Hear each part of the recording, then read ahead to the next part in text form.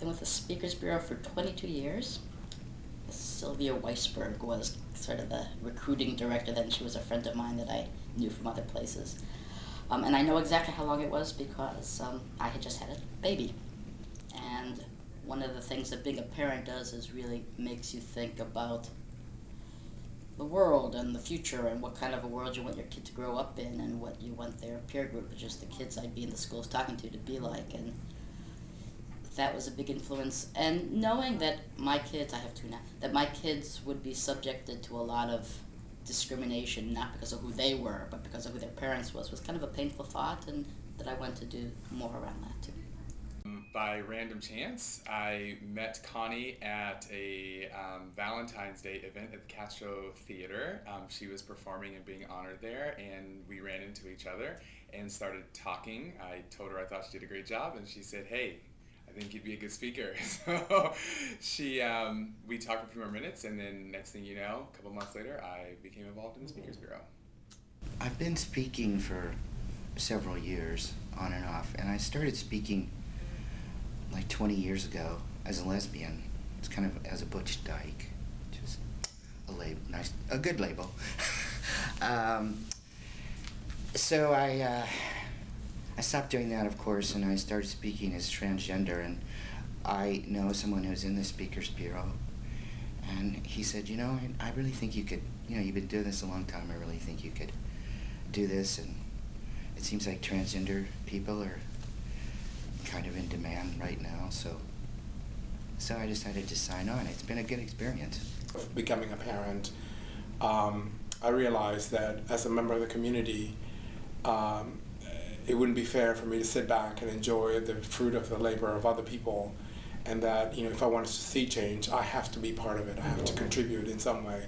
Not only that, but also that my children would benefit from that work. And even in San Francisco back then, a lot of achievements have been made, but still homophobia was still rampant in the city. Things were still happening, and so CUAF, or the Speakers Bureau at CUAF, offered me the opportunity to be a part and to engage. Involved in the Speakers Bureau only for a couple months.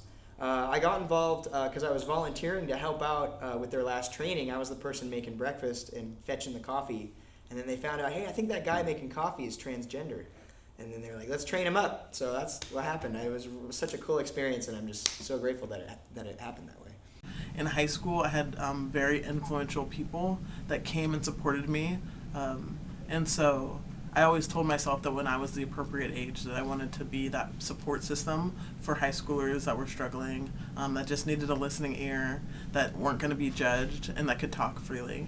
And so I saw this as a perfect way to connect what I wanted to do and, where I was working, and just be that kind of listening voice for LGBTQ and genderqueer identified youth.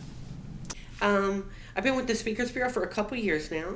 I just went into the LGBT Center in San Francisco and signed up to be a volunteer.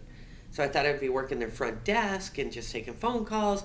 And during the volunteer session, my wife was also in the sessions. And during the sessions, they said they had a Speakers Bureau that you could sign up for. And my wife just looked at me. She's like, "That's you." I got involved, I guess, starting last fall. I just found that I thought there was not a lot of visibility for Asian American gay people, for the Asian American community, and I just wanted to do more outreach towards that community and really for kids who might identify with similar backgrounds. I think it was about 1999 or 2000. A friend of mine told me about this place called the Speakers Bureau, and they were having a workshop, and you got to go to schools and talk to kids about, hey, yourself. So I thought, what could be better? Give me an audience, I'll do anything. And talking about myself is great. And also I have 5 nieces, and I've really gotten in tune with kids through them. And I really wanted to spend time with kids of any age. And at this point in my life, I'm including people in their 20s and 30s. I think it's a great experience, and it's not just a great experience for the students, it's a great experience for the speakers.